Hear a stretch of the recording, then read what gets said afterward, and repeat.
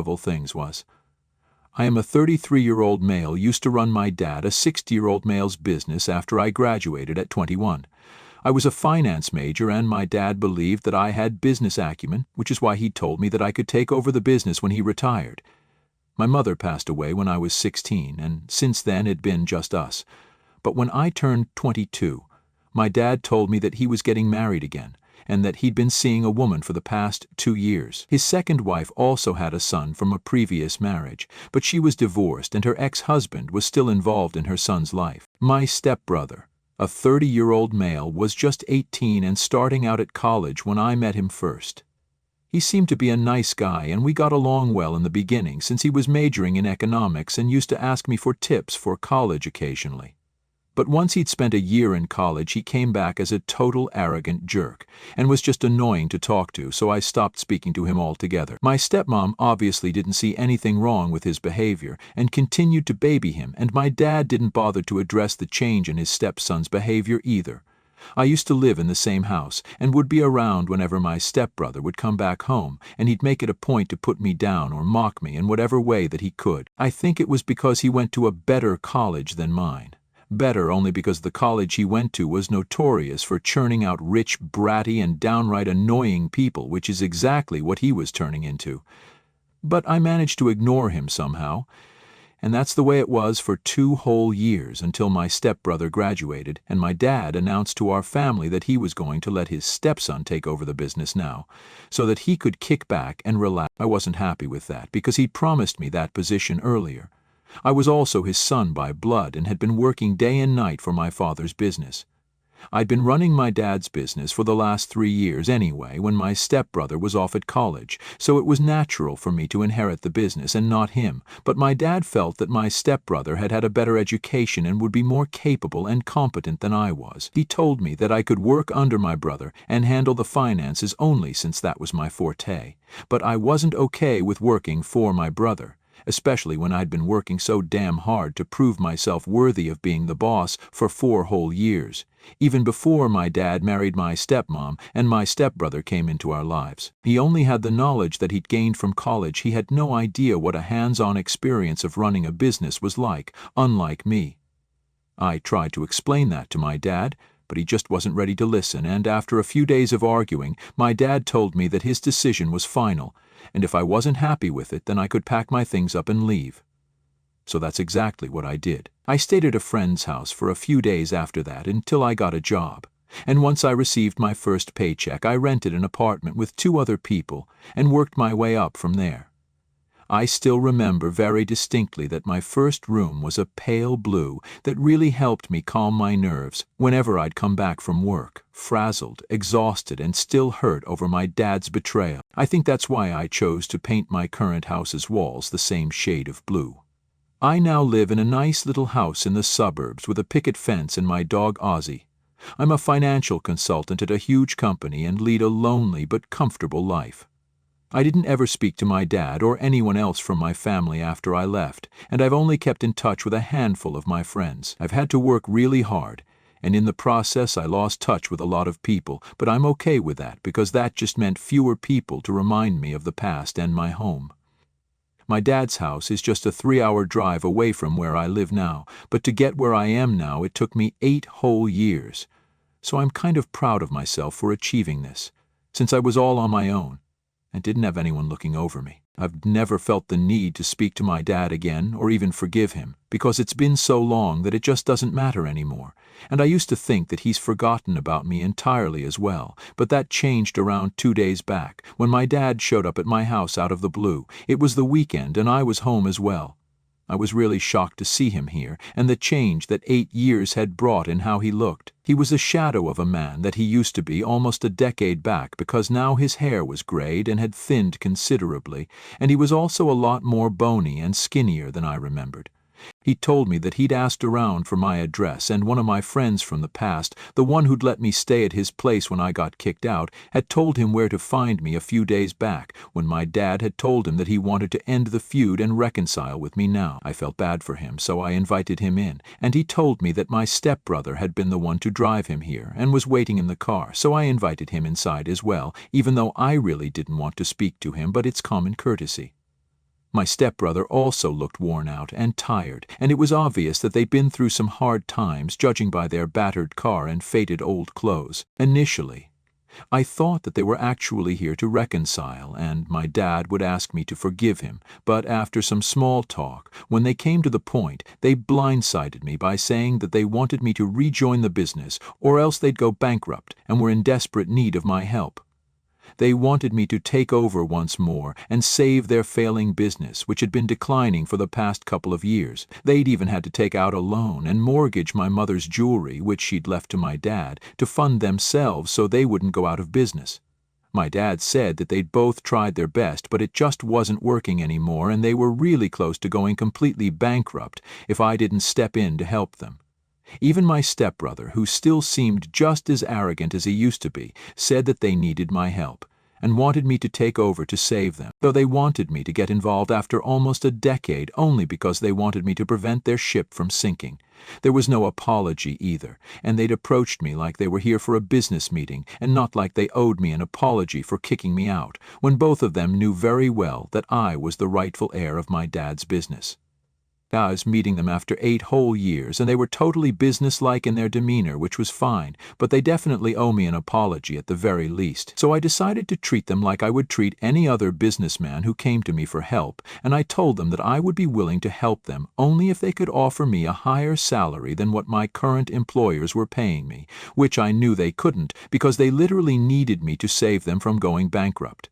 So there was no way they could pay me anything at all. My dad looked taken aback and stated the obvious, that they couldn't pay me, and neither had they expected me to ask for any money since I was his son and I owed this to my family. But I told them that I made a decent amount of money where I worked now. I led my life the way I wanted to, and it seemed unfair for them to expect that I'd give up the comfort of my current life just to bail them out of trouble when they hadn't been in touch with me, and neither had they cared enough to even check up on how I was doing in the last 8 years. So if I hadn't expected them to reach out to me and take care of me in my times of trouble, then neither should they. And I believed that I was being very fair to them. I made it very clear to them that my only condition to come back was that they should pay me twice the amount that I'm making right now. I thought that they would argue with me or try to force me to come back, but instead my father just totally broke down in front of me, and I think this was the first time that I ever really saw him cry. Even at my mother's funeral he was sad, but he didn't let himself break down the way he did the other day. He's a really stoic man in general, and has been the same way for my entire life, so this made me feel like absolute crap, and my stepbrother didn't help the situation either. He told me that they'd expected better from me, and had believed that I would step up and be a good son, but I'd let them down. They left after that, and my stepbrother told me that they'd still be willing to have me back, but what I said today was not cool, and I owe my dad an apology for being so disrespectful and selfish.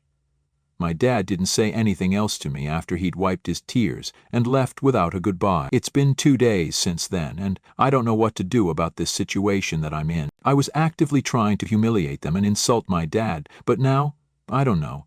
I don't feel too good about what I did, and this is definitely not as satisfying as I'd expected to feel. I just feel so horrible about what I said, to be honest, mostly because my dad started crying. And I think I owe my dad an apology because my intention was to get back at him for what he did, but I think I ended up really hurting his feelings. I need some advice, because I have no idea what to feel or what to think right now. Am I the a-hole for demanding that my dad pay me twice the amount I earn right now if they want me to take over the business again, knowing that he can't afford it? Update 1. Hello. It's been a week since my dad visited me, and after a lot of thought, I've decided not to apologize to him or reach out to him again. I read the comments on my post and the messages that people sent me, and most people think that I don't owe him an apology. I feel the same way now, since I've thought about it, and I realized that I was just being too emotional because my dad had ended up crying. A few days after that, I thought about the 8 years that I'd spent without my dad and the amount of tears I'd cried during that time because I literally felt like I had nobody. My mom was gone. She passed away after a massive heart attack, and my dad preferred his new family, new wife, and son over me. A few of my friends did keep me company and boost my morale, but even they had their own struggles and hardships, so it's not like they could provide the same emotional support that my family could have. I'm glad I'm still in touch with some of them, though, because they really did help me to the best of their abilities. But still, I could always feel the void that my parents left. Thinking about all that really put my dad's tears into perspective and made me realize how unfair it all was. My stepbrother had even had the guts to tell me that I needed to step up and help and also apologize after what they'd put me through. None of them had thought to reach out to me and get me to come back even once after I'd left. None of them bothered to find out whether I was even alive or not until it was them who needed my help. And then they came running to me and expected me to just help them without as much as an apology. Truth be told, I might have even considered helping them out and taking over their falling business had they at least acknowledged their mistake and apologized for it. They just needed to admit that they'd messed up, and then I probably would have offered to help them out myself. They wouldn't even have had to ask. I'm not a very cold person, and I like to think of myself as a forgiving human being, but even I can't forgive someone who's not even sorry. And they pissed me off by playing the family card, because why was that not something they considered when they were kicking me out of the business and their home? They didn't stop to think that I was a part of this family and that maybe I deserved to be part of the business that I'd helped run for a couple of years. I'd had more experience than my stepbrother, and no college degree can buy you that, that's for sure. If it hadn't been for my stepbrother's dad, he probably wouldn't even have been able to attend that college, and we would have been on the same boat then.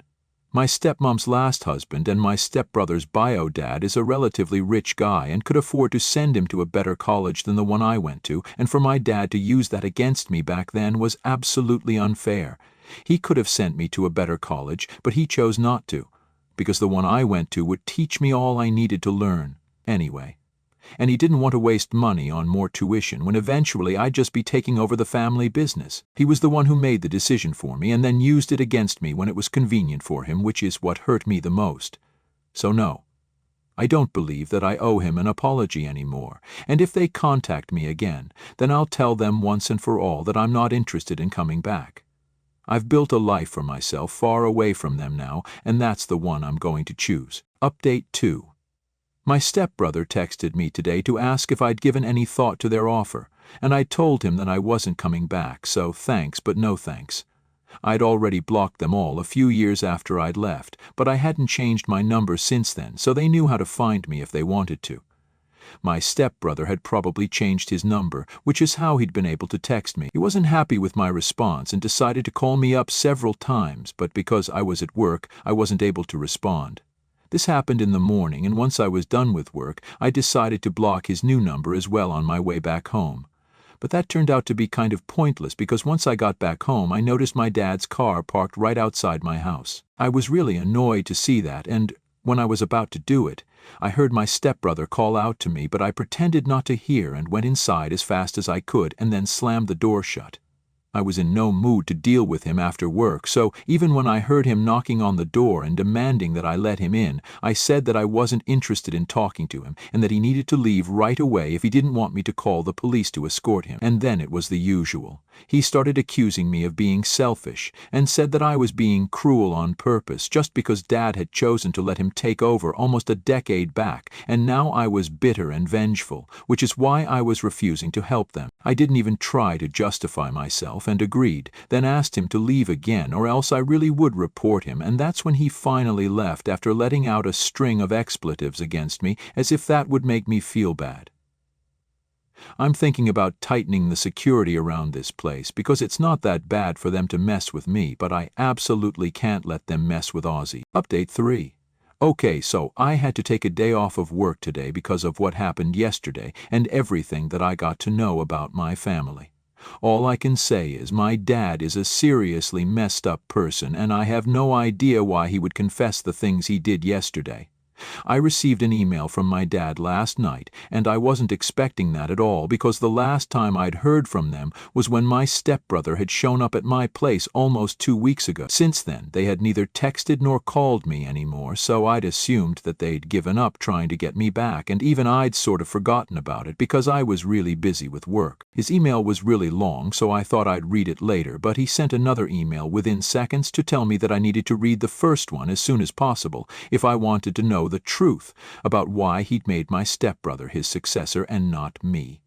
That piqued my interest, so I ended up reading that email last night, and I honestly just don't know what to make of it. He told me that he hadn't met my stepmom after my mother's death like he'd told me initially, but in fact, he'd known her for a long time and they'd been together for several years before my mom passed away.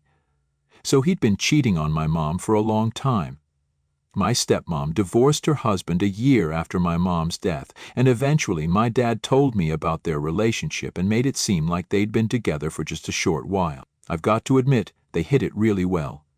He told me that my stepbrother had known about their extramarital affair and had kept it a secret for them for the longest time, but once he graduated from college, he told my dad and his stepmom that he wanted to take over my dad's business.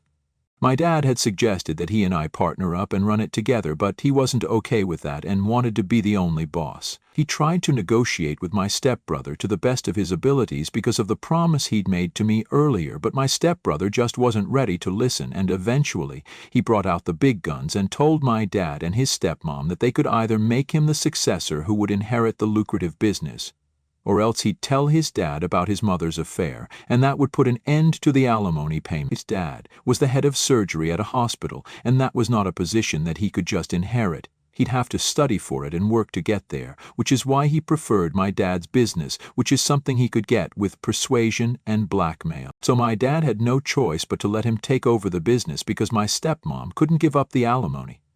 She believed that the money from the alimony payments would help in the future in case they ever needed money. But now, when they really did need money to fund their business and save it from sinking, she was refusing to lend a helping hand and was holding on to all the wealth that she'd accumulated over the years, which is why my dad had been forced to mortgage my mother's jewelry. The woman was so damned selfish that even after everything that my dad had done for her and her son, she was refusing to help them because she didn't think it was worth it to save an already failing business and didn't want to lose money even though her own son had also asked her. She didn't care about anyone but herself, not even her own son, and my dad was realizing it just now. Although I can't say I feel bad for any of them because all of them are just horrible, horrible people. And I'm really relieved now that I left this toxic and selfish family behind. My dad asked me to consider coming back now that I knew his reasons behind doing what he did, but if anything, he's just hammered the last nail in his own coffin. There's not a chance in hell that I'll go back to them now that I know the truth. He'd been cheating on my mother, and I think now it's just his bad karma catching up to him, so for him to think that I'll actually feel bad for him and come back out of pity is just delusional. I don't know what's going to become of my stepbrother and stepmom, but they're such crappy people that I think they have a really bleak future in store for them, too. But yeah, I'm glad that I'm out of here because my dad's last email just made sure that I'll never go back to that family and stay as far away from their mess as I possibly can. Update 4. Hello, everyone. Thanks for checking in on me and for all the sweet comments and messages you guys left for me. I feel like I have a lot of online well-wishers now, so that's nice. I also learned about some of you who are going through similar experiences with your families kicking you out. And all I want to say to you is that hold on, it gets better. Just keep working towards your future and don't. My family has left me alone, and since it's been close to a month, I don't think they're going to contact me again. I blocked them all again and haven't bothered to find out what became of them or the business because I'm content with my life now and have no desire to ever think of them again. Now it's just me and Ozzy again, like it always has been.